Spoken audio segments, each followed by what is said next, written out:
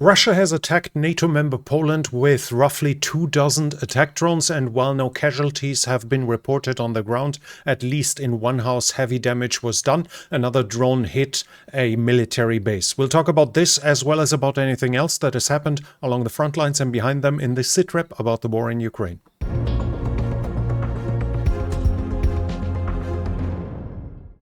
Russia has attacked Poland with a number of drones. As you can see here, the flight paths of the Russian drones and missiles that were used in yesterday's attack.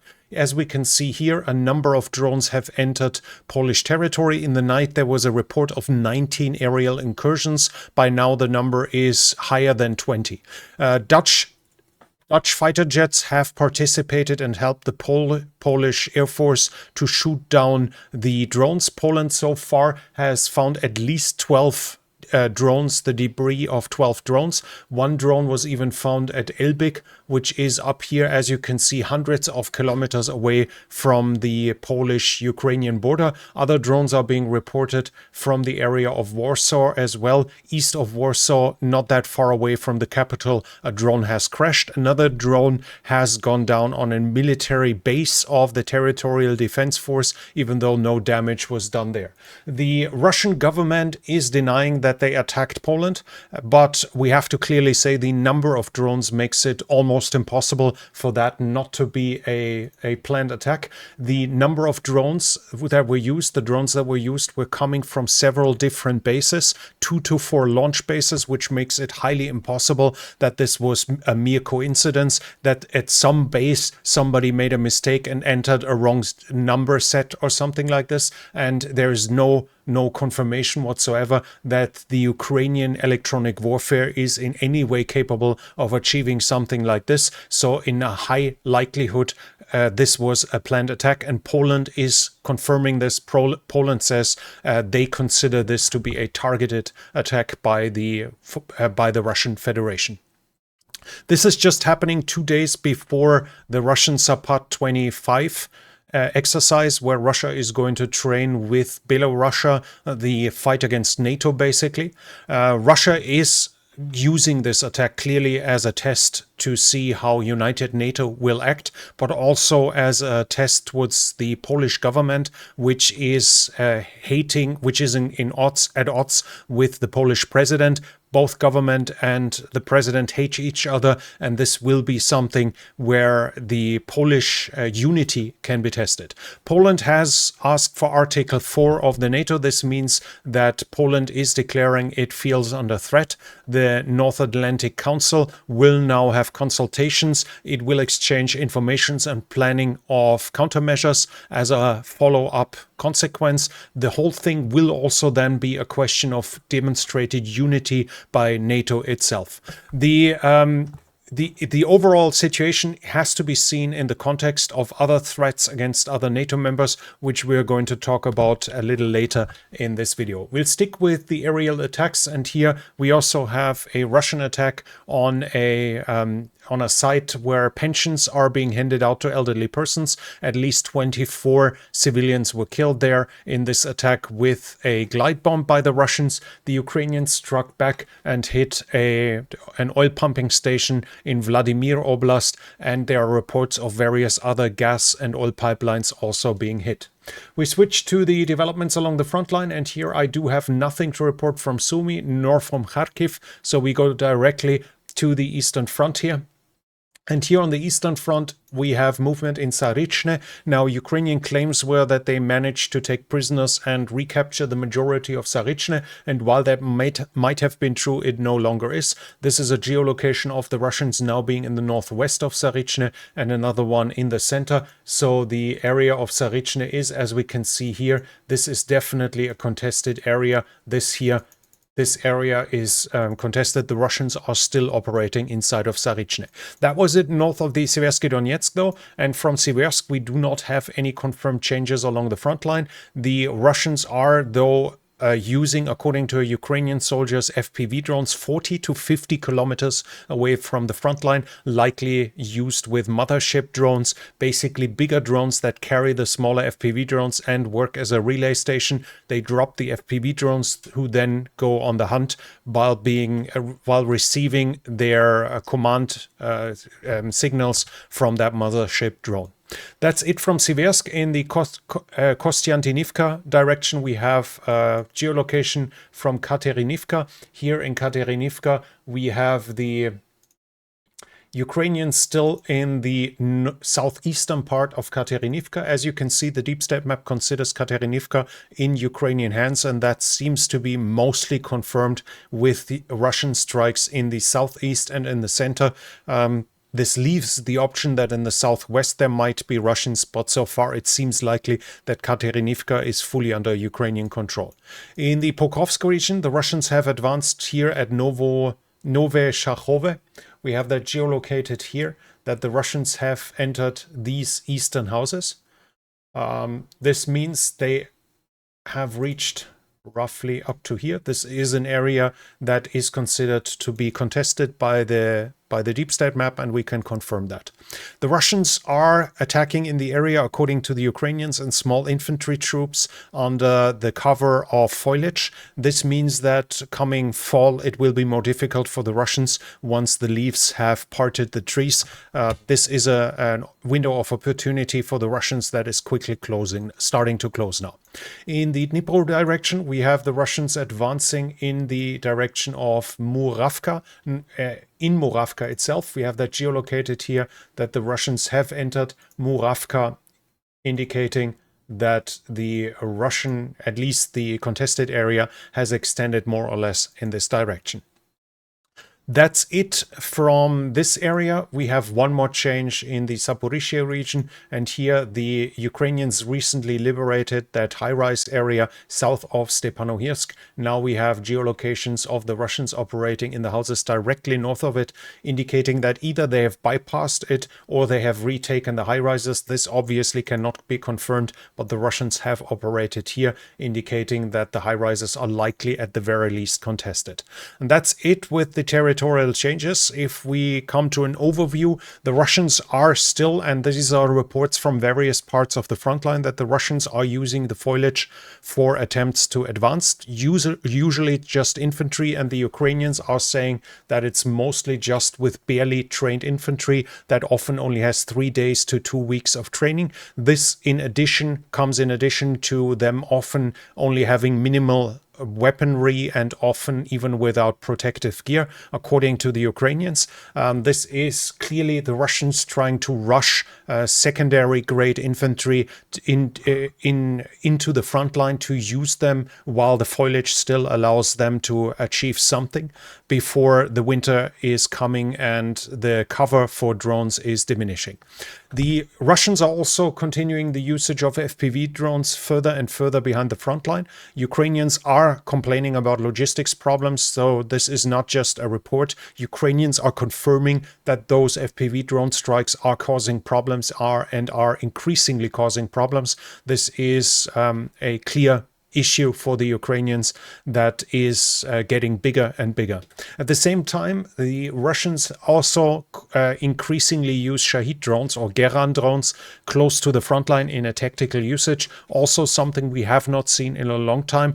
Now, lately, in the last few weeks and months, they come more often. Those attacks also probably an indication of more being available for the Russians so they can use them like this. Ukraine, on the other hand, struck the headquarters of 3 units with a new drone that was used for the first time. According to the reports, the GUR, the Ukrainian Military Intelligence, they hit 2 army and a division headquarters, and among the weapons used was the Peklo drone that we can see here, a small Ukrainian drone that was unveiled a while ago, a fairly short-ranged small drone, but one that Ukraine builds domestically. In sabotage area, we have reports of 2 explosives two explosive devices being blown up in Khabarovsk in eastern Russia. Russian soldiers have been killed with this attack and wounded, according to the Ukrainian military intelligence. So this happened on the base of the 748th Battalion, and this is the battalion that Ukraine accuses of having committed the war crimes at Bucha and Irpin. So this was likely a targeted killing by the GOR to kill some of the war criminals that they identified. In troop generations, we have news as well from the Ukrainian side. The Ukrainians are saying Russia aims to produce until the end of the year 2,500 missiles and cruise missiles. From the context, I understand this is not 2,500 until the end of the year, but including the beginning. So this is the numbers I'm saying are the overall numbers for all of 2025. This is 2,500 missiles and cruise missiles. We're talking about big ones, not artillery rockets, but something like Iskander, for instance. 57 fighter jets, among them Sukhoi 30, Sukhoi 34, Sukhoi 35 and Sukhoi 57.